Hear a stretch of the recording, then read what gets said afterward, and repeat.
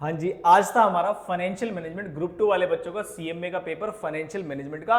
और हाँ, पहला जो पेपर का रिएक्शन मैंने बच्चों से जिनसे भी बात हुई, सेंटर पे तो मैं नहीं जा पाया, वो ये था कि paper was not at all easy. जैसे कि सीए इंटर का ग्रुप 2 का पेपर आया था, वैसे ही सीएमए इंटर का भी ग्रुप 2 का एफएम का पेपर आया है। और ऐसा सुनने में आया है कि ग्रुप 1 के मुकाबले ग्रुप 2 के पेपर थोड़े से ट्रिकी जा रहे हैं। अगर आपको भी ऐसा लगता है तो मुझे कमेंट बॉक्स में कमेंट करके बताइएगा। इस वीडियो में मैं आपको फटाफट से करा देता हूं आपके एमसीक्यूज। जितने भी एमसीक्यूज हैं 110% आपको सही मिलेंगे। एक दो क्वेश्चन की कैलकुलेशन आप खुद भी चेक कर लीजिएगा। तो मैं इस वीडियो में फटाफट से कराता हूं आपके एमसीक्यू। और इस बार मुझे थोड़ा सा दुख है कि मैं ग्रुप 2 वाले बच्चों के लिए ज्यादा हेल्पफुल नहीं हो पाया। ग्रुप 1 वाले बच्चों में मेरा पूरा फोकस था। लेकिन अगर आप चाहते हैं कि मैनेजमेंट अकाउंटिंग के लिए मैं आपके स्ट्रेटेजी, एबीसी एनालिसिस, सुपर 40 ये सारी चीजें लेके आऊं, तो मुझे प्लीज कमेंट बॉक्स में कमेंट करके बता दीजिएगा। मुझे ऐसा लगता है ग्रुप 2 वाले बच्चे हमारे चैनल पे कम है, लेकिन अगर ऐसा नहीं है, बहुत सारे बच्चे ग्रुप 2 के हैं, तो मुझे प्लीज वीडियो को लाइक और चैनल में कमेंट करके वीडियो में बता दीजिएगा। मैं आपके लिए मैनेजमेंट अकाउंटिंग के लिए भी स्ट्रेटेजी लेके आऊंगा। तो वीडियो को पूरा देखिएगा, कैलकुलेशन वगैरह सब बताऊंगा, कौन से ऑप्शन का आंसर क्यों क्या होना चाहिए था, क्या फॉर्मूला, सारे लॉजिक्स के साथ आपको कराता हूं एमसीक्यू से। और लास्ट में बताऊंगा कि पेपर का एक बार ओवरव्यू कि मेरे हिसाब से पेपर कैसा था। तो वीडियो को पूरा देखिए।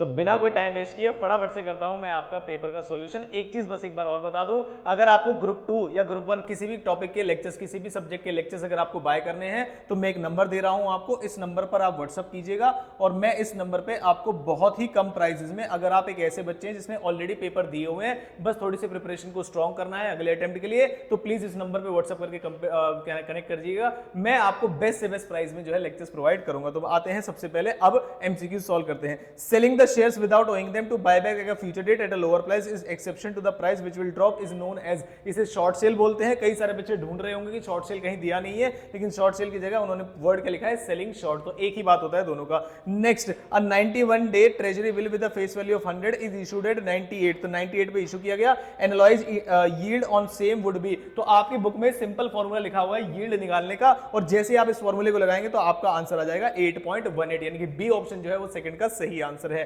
Next, shows that the current dividend depends partly on earnings and partly on previous years earning, तो ये किस पे डिपेंड करता है, लिंटर के मॉडल में ऐसा बताया जाता है। जो भी ये बच्चा जिसका भी क्वेश्चन पेपर है, तो उनका जो आंसर है डी, जो उन्होंने मार्क किया हुआ है ब्लैक कलर से, वो बिल्कुल सही है। नेक्स्ट आते हैं, राजेश जो है पॉलीमर्स इशूड 4,09% परपीचुअल डिबेंचर्स, मतलब कॉस्ट ऑफ इक्विटी से क्वेश्चन है ये, एट अ प्रीमियम ऑफ 10%, यानी कि जो इशू प्राइस है वो 10% का है, उसमें से 2% की आप माइनस करेंगे फ्लोटेशन कॉस्ट, तो आपका नेट प्रोसीड्स आ जाएगा। टैक्स रेट 50% है, जो कि इंटरेस्ट माइनस टैक्स रेट, यानी कि ये केडी वाला फॉर्मूला आप लगाएंगे और इससे आपका आंसर आ जाएगा। और आंसर जो निकलेगा आपका वो इसमें निकलेगा 4.17। कुछ बच्चों को मैं ऑलरेडी आंसर बता चुका हूं इसके।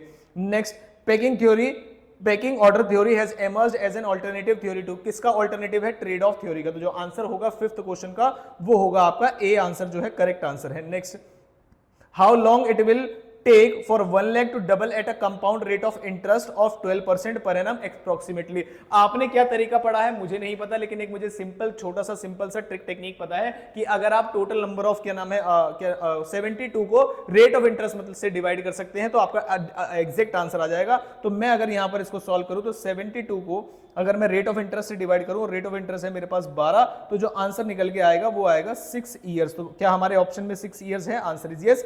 आपने किस तरीके से निकाला और क्या आंसर आया मुझे प्लीज बताइएगा। जैसे ही पूरे एमसीक्यूज खत्म हो जाए तो मुझे बताना आपका एमसीक्यू स्कोर क्या रहा, आउट ऑफ 15 में से आपके कितने हैं, या फिर मार्क्स बता दीजिएगा कि 30 में से कितने मार्क्स आपके आने वाले हैं। Which of the following is not an objective, इनमें से कौन सा ऑब्जेक्टिव नहीं है डिजिटलाइजेशन का। तो जो डी ऑप्शन है आपका लार्जर फिजिकल स्टोरेज स्पेस, ये जो डी ऑप्शन है ये इसका डिजिटलाइजेशन, और ये भी बुक का क्वेश्चन है, थ्योरी क्वेश्चन है। पेपर थोड़ा उन्होंने थ्योरी से एमसीक्यू ज्यादा पूछ ले, जिससे मुझे लगता है कि बच्चे थोड़े निराश होंगे। प्रैक्टिकल पेपर ज्यादा पूछना चाहिए था, थ्योरी भरी हुई है, शायद बच्चे थ्योरी पर उतना ध्यान ना देके गए, उनका एमसीक्यू जो है खराब आए, जैसा कि मुझे लगता है। आगे चलते हैं। Following is the information has been taken from a balance sheet limited 8% debentures है उनके पास 15 लाख के, और 12% प्रेफरेंस शेयर है 15 लाख के। ऑर्डिनरी इक्विटी शेयर जो है वो 40 लाख के हैं। आपको कैपिटल गियरिंग रेशियो निकालना है, तो आपको पता है कैपिटल गियरिंग रेशियो निकालने का फॉर्मूला क्या है। तो आपको देखना है आपके पास टोटल इक्विटी कितनी है, और उसमें से देखना है आपके पास डिबेंचर्स कितने के हैं और प्रेफरेंस शेयर्स कितने के हैं। तो जब आपने देखा कि इक्विटी आपके पास कितने की है 40 लाख की, फिर उसके बाद आपने देखा कि डिबेंचर्स कितने के हैं 15 लाख के, फिर प्लस डिबेंचर्स कितने के हैं 15 लाख के, जब दोनों को ऐड करके डिवाइड करेंगे तो कैपिटल गियरिंग रेशियो कितना आएगा आपका। जब डिवाइड करूंगा इसको तो 40 लाख डिवाइड बाय 30 लाख, और इसे 4:3 भी बोल सकते हैं। तो जो ऑप्शन नंबर आपका बी है वो मेरे हिसाब से करेक्ट आंसर है।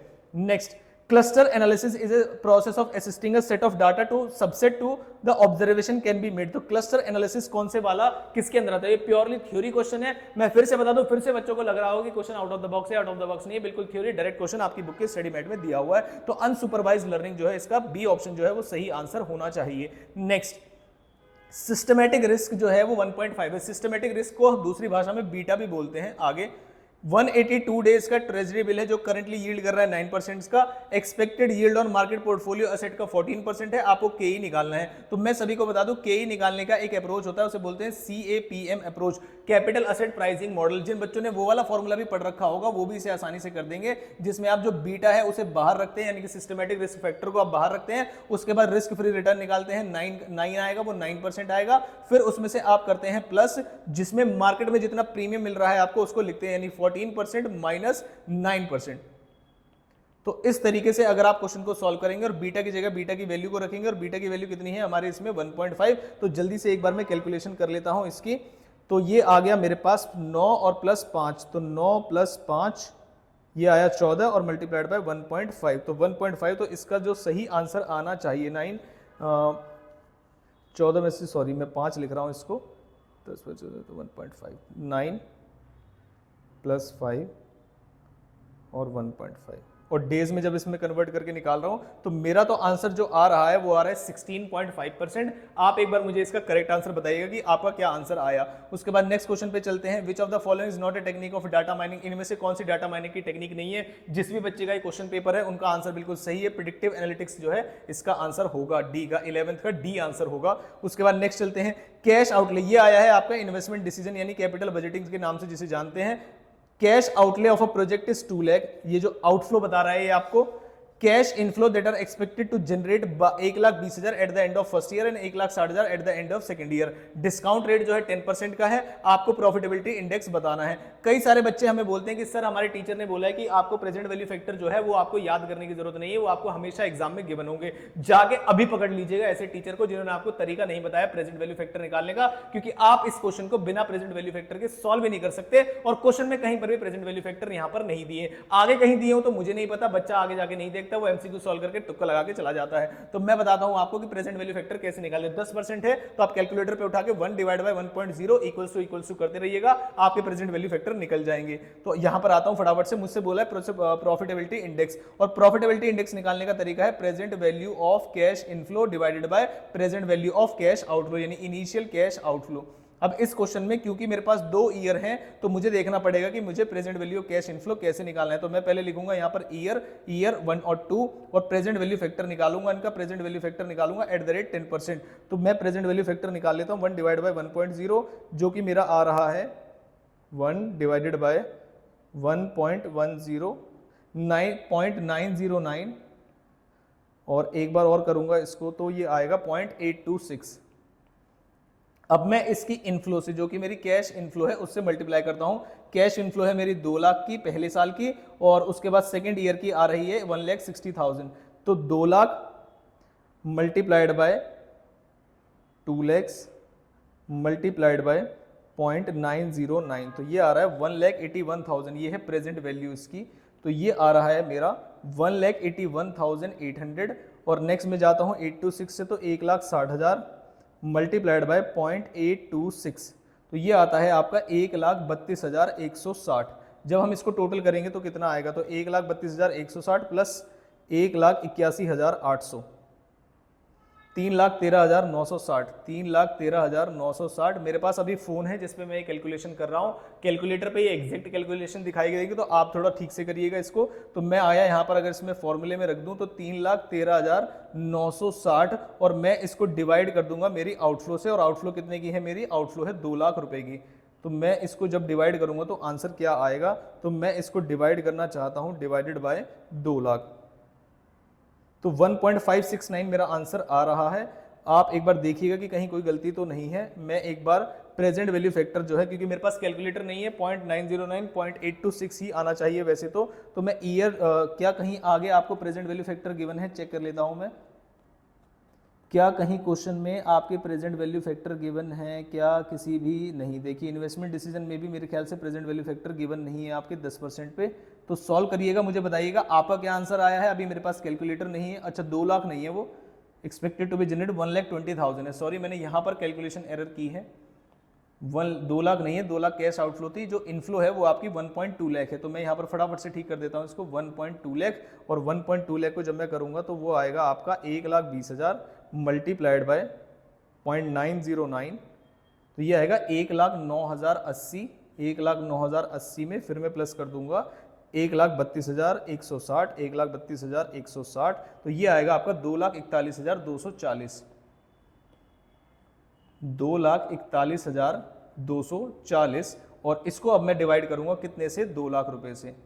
तो 2,41,240 को मैं डिवाइड करूंगा 2 लाख से, डिवाइडेड बाय 2 लाख, तो ये 1.20 आंसर आ रहा है मेरे हिसाब से। मैं बताता हूं इसमें कई सारे बच्चों का क्या गलती रही होगी, मैं बताता हूं।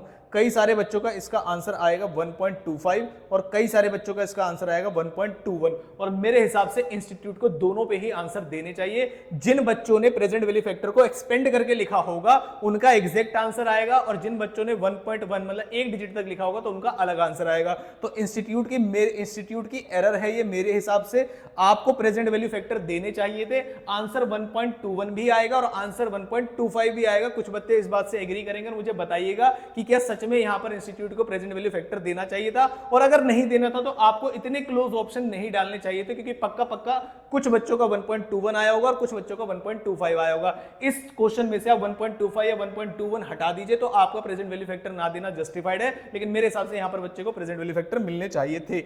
उसके बाद नेक्स्ट क्वेश्चन पे आते हैं, मुझे बताइएगा आपका आंसर क्या आया था, 1.25 या 1.21? मेरे हिसाब से इंस्टीट्यूट 1.25 के साथ जाएगा। फिर भी आप एक बार बताइएगा आपका क्या आंसर है। एवरेज कलेक्शन पीरियड जो 3 मंथ्स का है, कैश सेल जो क्वेश्चन में है वो 3 लाख रुपए की है, और एवरेज रिसीवेबल मतलब डेटर्स जो है वो 4 लाख रुपए के, और आपको टोटल सेल्स पूछी है। टोटल सेल्स का मतलब क्या है? आपको total sales is equal to cash sale plus credit sale, cash वाली सेल प्लस क्रेडिट सेल, दोनों सेल को अगर आप ऐड कर दें तो आपको क्वेश्चन में क्या गिवन है, कैश सेल या क्रेडिट सेल? तो मुझे क्वेश्चन में कैश सेल गिवन है 3 लाख रुपए की, तो मैंने यहां पर लिखा 3 लाख रुपए। उसके बाद क्वेश्चन में क्रेडिट सेल कैसे निकालूं? मुझे डेटर्स गिवन है, तो अगर मुझे डेटर्स गिवन है और डेटर कलेक्शन पीरियड गिवन है तो क्या मैं इससे सेल्स निकाल सकता हूं? यस, 3 लाख की मेरी डेटर कलेक्शन है, मतलब डेटर्स है मेरे, और उसके बाद 12 महीने और डिवाइड बाय 3 महीने से अगर मैं इसे मल्टीप्लाई कर दूं तो मेरा आंसर आ जाएगा। तो मैं जब इसे निकालूंगा तो 4 3 या 12, कितने महीने हैं? 3 महीने हैं, तो एवरेज जो रिसीवेबल्स है मेरे वो 4 लाख रुपए के, तो मैं यहाँ पर 4 लाख लिखूंगा।